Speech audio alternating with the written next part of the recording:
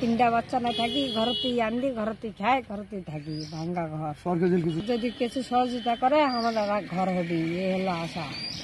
টিনের বেড়া টিনের ঘর তিনটা চললে টিনের ঘরে থাকি ঘরের ভিতরে আমার চুলা তিনটা চললে আমি জল পাই বেঁচে আমি প্রতিবন্ধী লোক সরকার যদি আমাকে সহযোগিতা করে।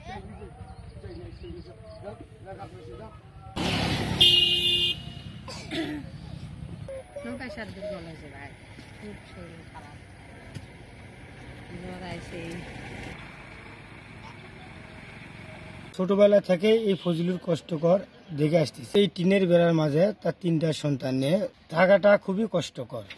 উপজেলা প্রশাসন এবং বিশেষ করে ইউনো মহোদয়ের কাছে বিশেষ অনুরোধ করতেছি তাকে একটা ঘর যেন বরাদ্দ দেওয়া হয়। ফজলুর রহমান আমার এই ইউনিয়নেরই বাসিন্দা।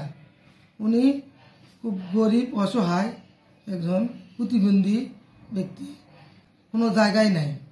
উনি একটা রাস্তার পাশে তিনটা সন্তান নিয়ে স্ত্রী নিয়ে ভাঙ্গা টিন দিয়ে ঘিরে বসবাস করে। ভূমিহীনের তালিকায় আমরা ওনার কোনো নাম পাইনি, উপজেলায় নামটা পাঠাতে পারিনি। তবে ইউনিয়নে ছোটোখাটো কোনো বরাদ্দ এলে আমরা ওনাকে দেওয়ার চেষ্টা করি।